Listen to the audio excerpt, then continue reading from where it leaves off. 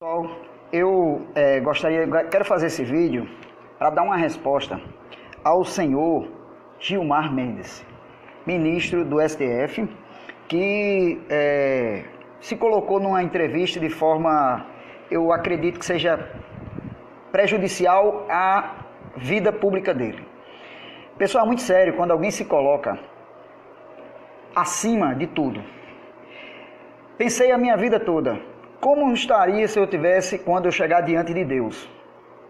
E agora aparece esse semideus. Como? Por quê, pessoal?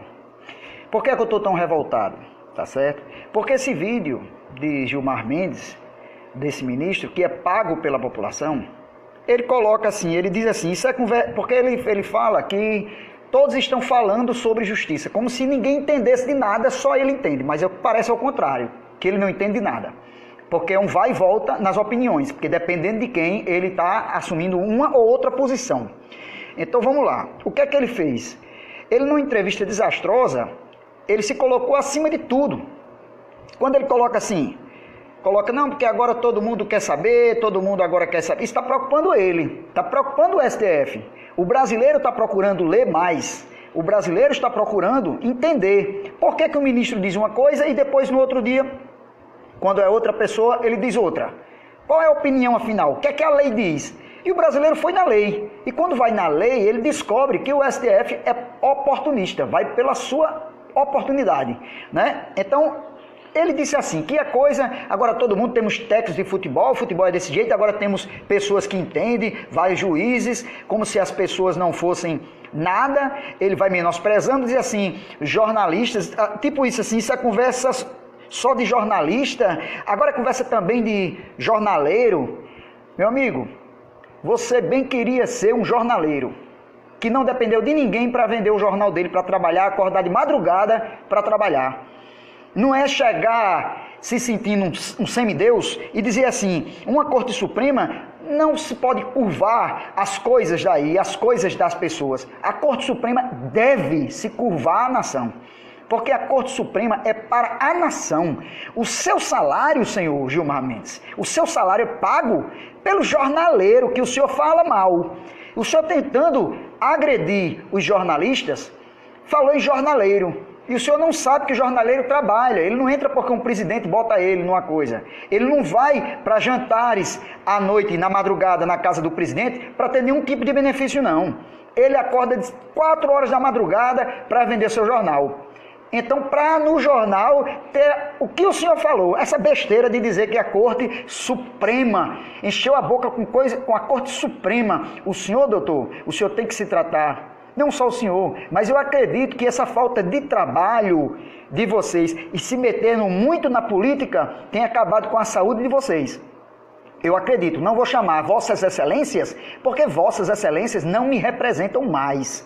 Depois desse julgamento que aconteceu e este que vai acontecer, que eu sei que alguém vai pedir vistas, vai acontecer algo em defesa dos vermelhos no país. Por que eu digo isso? Porque nós estamos vendo isso constantemente.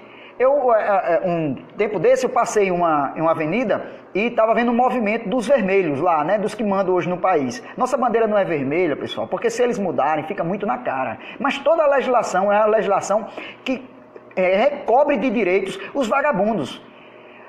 Quando morre uma policial, como a policial lá de Santa Catarina morreu, não, do Paraná morreu, o que é que acontece? Não, e outros policiais, São Paulo morre todo dia.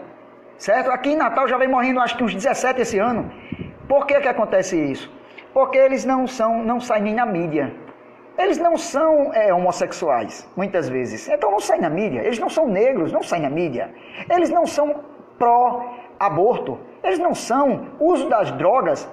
Quando o policial, ele é da forma correta, ele não aparece em mídia. Agora, se ele for pró-droga, né? A questão da ideologia de gênero, tudo isso, aí sai na mídia porque tem uma grande proteção. Por que eu digo isso? Eu estava no trânsito, no carro, e vi que as pessoas iam parando porque estavam queimando o pneu e parando simplesmente a pista. Meu direito de ir e vir não poderia ir para uma audiência. Por quê? Porque no meio da pista tinha algumas pessoas de vermelho usando armas na mão. Mas não era uma armazinha dessa não, aqui, ó. Uma faquinha dessa que quando a gente está com ela no carro, a gente vai para a delegacia explicar ao delegado por que está usando isso. Era uma bichinha dessa aqui. Era uma foice, uma enxada, uma foice afiada grande, um facão. Eles usam, não tem problema. Aí um policial perguntou ao policial, mas eles estão usando armas aí. A gente não pode passar por causa das armas. Não é porque eu tenho medo de passar por cima, não. É porque é por causa das armas. Ele disse, não, nós estamos aqui para guardar a integridade física deles e de vocês. Do bandido? O senhor não prende, não? O senhor vai prender um homem de bem porque está com uma arma dessa no carro. Mas aí uma arma dessa aqui, o senhor não prende porque é um vermelhão. Então, essa legislação já passou. O exército de Stedley, por que não está fazendo nada? Nem Stedley, nem essa galera todinha, esses vagabundos de vermelho. Porque eles sabem que amanhã vão votar favorável a Lula. Eles sabem disso. Eles têm confiança que compraram tudo, que fizeram tudo. Já tudo está tudo dominado. O exército não está fazendo nada. Dia 31 foi uma vergonha. Por mais que eu seja patriota, eu fui para uma avenida, estendi uma bandeira e nada, as pessoas ficavam com medo, diziam, olha, se o exército tomar conta, eu não vou poder faltar a aula, eu não vou poder gasear a aula, eu não vou poder, por exemplo, tomar minha cachaça na praia, esbagaçar tudo, sair vestido de mulher, esculhambando a cidade. Eu não posso fazer isso, eu não posso, não pode permitir que o exército tome conta, porque vai acabar com esse negócio de roubalheira em concurso, vai acabar com esse negócio de você fazer gato na água, na luz, vai acabar com todo tipo de coisa ruim, de sacanagem. Isso não pode, o brasileiro não vive sem isso.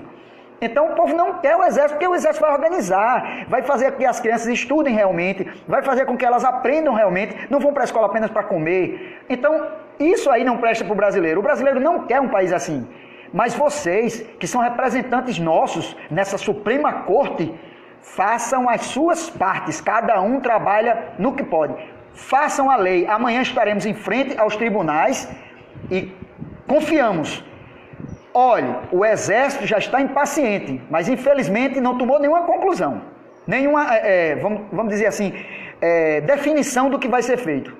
Mas a paciência tem limite, pessoal.